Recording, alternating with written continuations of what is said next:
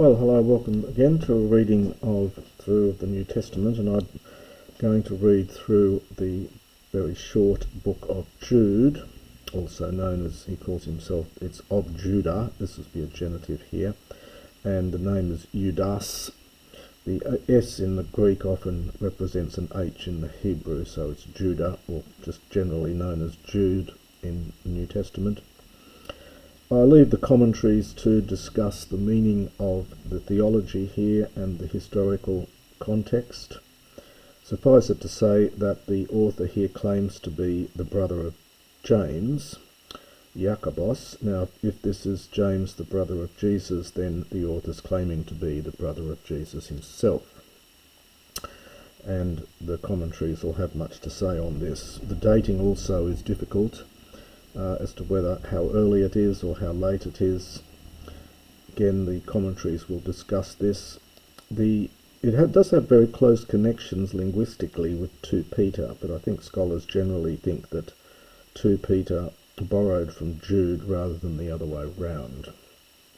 Anyway, all I'm going to do is just translate the Greek as it stands there and try and explain some of the grammar, and I'll leave the details to the commentaries. So, Iudas Iesu Christodoulos adelphos de Iacobu tois en Theopatri agapemenois kai Iesu Christo teteremenois kleitois Elios humin kai rene kai agape ple thun theai. So it's Judas, or Jude, the servant or slave of Jesus Christ, brother of James, and so that's the author's name, and then to the people to whom he's writing. So it's to those having been loved. This is a perfect passive participle from agapao. So possibly those having been loved, and we get in, so literally in God the Father, or it may be loved by God the Father is another possibility here, and by Jesus Christ. And then the tois goes also with the teremenois and kleitois, to the ones having been kept, perhaps having been looked after, having been kept safe, something like that, from terio, perfect passive participle. Kleitois connected of course with kaleo, to the called ones, to the elect. Elios, now we get an optative of wish here from Plathuno, and this is an aorist passive optative. So may the mercy be increased for you, and peace and love. So may mercy be increased, aorist passive optative, for you, and peace and love. Now the writer then moves on to a very strongly worded comments about these false teachers, and continues on agapetoi, pasan spudain poi umenos graphein humin perites koines hemon soterias anankein eskon grapsai humin parakalon ep agonizesthai te hapax paradothe se tois hagiois piste. So, beloved. Now, this is poio in the middle, referring back to himself. It does have a range of meanings. I think it's just here something like having made all haste, literally. Spudain, it can mean haste. It can spudasdo is to hasten, also to be very keen on doing something. So it's having made, I think, all haste to write to you regarding, now the tes goes with the soterias, regarding the common salvation of us, regarding our common salvation. Eskon anankein grapsai. So eskon is aorist from echo. So literally, I had necessity. We would say in English, I found it necessary, but Greek says, I had necessity. Grapsai, to write, who mean to you. Parakalon, exhorting, or encouraging you. Ep agonizesthai. Now we get, this is a compound from agonizomai. We get, it's cognate with our word agony, in fact, and agon is a contest or a trial. It can also have that sense of striving after, which probably does here.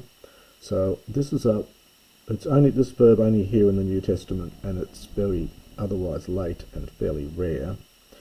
So encouraging you to strive for, or strive on behalf of, or contend for, and it takes a dative. Te goes with piste, the faith, and then we get a aorist passive participle here from paradidomai, to pass down. So the faith which has been passed down or handed down once, hapax, once for all, tois hagiois, to the saints. So just to do that little bit again, so it begins, so it's beloved ones, making all haste to write to you regarding our common salvation. I had necessity to write to you, encouraging you to strive for the faith which has been given once for all to the saints. Par eis edusan ga tines anthropoi, hoi paloi pro gegramenoi, eis tutotokrima, asebase, tain to theohemon carita metatithentes eis aselge an kai ton monon despoten kai kurion hemon Iesun Christon anumenoi. The verb here is para eis and duo, or duno with a nu. There's different forms of it. Duno is a good, fairly classical word. It means to go down, literally. This particular verb is very rare and late, and it's only here in the New Testament, so it's from para eis duo or duno. It has the sense of to creep in, to go down into, beside, and hence to creep in unawares or to enter secretly. It has a sense of secrecy about it, to go in without anyone noticing. So, so for certain men have secretly entered or crept in unawares. Those, now palai is an adverb, those from of old, pro gegramenoi, having been written about beforehand, perfect passive participle. So it's something like those written of beforehand, eis tutotokrima, for this condemnation, for krima, connected with krino, of course. Probably condemnation's probably the best here. So those men who had previously been written about for this condemnation are sebes, impious men. Metatithentes is the participle here, having changed or altered from metatithemi. Meta with a verb has the sense of to change, and it's tithemi, to place differently, so hence to change. So having changed or altered might be good here, the grace and charis of our God, having changed it into, aselgeia is licentiousness, and we get a participle here, anumenoi, from aneomai, epsilon contract middle verb. So they, and denying the only Master and our Lord Jesus Christ. So just to do this bit again quickly. So for certain men have secretly entered in, those written about beforehand long ago, with regard to this condemnation or for this condemnation, impious men, altering the grace of our God into licentiousness, and denying the only Master and our Lord Jesus Christ. Hypomnesai de humas bulamai ed dotas humas panta hoti hokurios hapax laon ekges aiguptu sosas. And I'll just pause it there. And I wish, but I wish you hupomnesai, to call to mind, so to remember. You knowing all things, I wish to call to mind that. Now there are variant readings here. We do need the humas, but it's not in the best texts, but you have to supply it if it's not there. The hot also is not in the best text. Kurios without the article is generally used in the Septuagint, and it comes into the New Testament in many places to refer to Yahweh.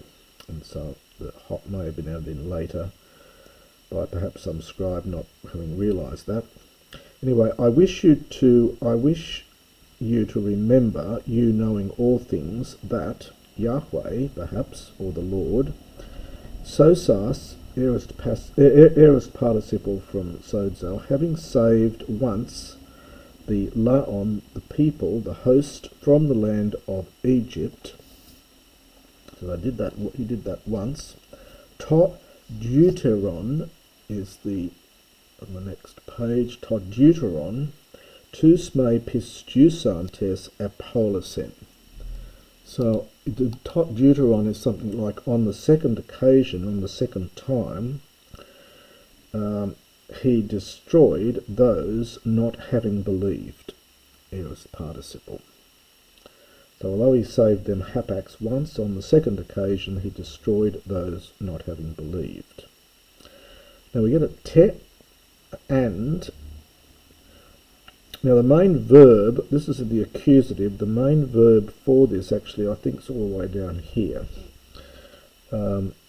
So we could take that first. This is from terio, to keep. He has kept the angels, those not having kept their own arcane, probably something like domain, having not kept to their own domain, but apolipontas, from apolepo, aorist participle here, having left their own oiketerion, es chrisin megales hemeras desmois idiois huposophon tetereken. So he has kept the angels, those not keeping to their own domain, but having left their own oiketerion, something like dwelling place or habitation, he kept them for judgment, or rather I should say hypotsophon first. He kept them under darkness, under the gloom, under darkness, for judgment, and then we get megales hemeras, of the great day. We might perhaps say on the great day. It's not exactly clear why he's doing a genitive. It may be a time during which. So on that great day, during that great day, in idiois desmois. Now this looks like it's alpha privative plus the id root, but apparently it is connected with I, meaning eternal, everlasting. So in everlasting bonds.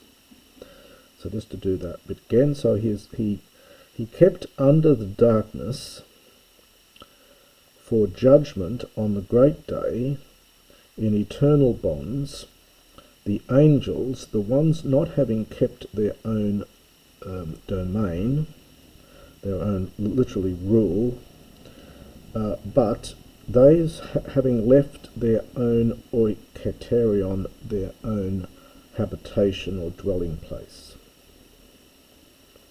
Hos Sodoma kai Gomorrha, kai hoi periautas poles, ton homoion tropon tutois, ek pornusasai, kai ap elthusai opiso sarkos heteras, prokentai degma puros ioniu, dikain hup ekusai. And now he's giving example back. He mentioned earlier that the things that were written down beforehand, and I think he's referring now back to that.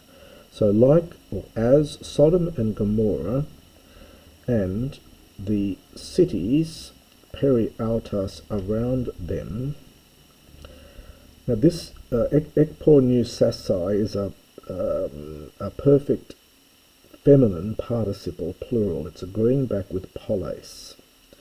So it's not an infinitive or anything. It's a participle, feminine participle agreeing with polis. Ekpo nuo is to play the prostitute. So having prostituted, so the cities around them, those who had prostituted in the same way for them, that is presumably for Sodom and Gomorrah, and had departed after, so had gone after other flesh. I think the commentators generally think this is referring to relations with angels. Prokantai, they laid down an example, hupa ekusai, another feminine participle, meaning to undergo, so, or perhaps some translate it as suffering, but it's undergoing a penalty consisting of eternal fire.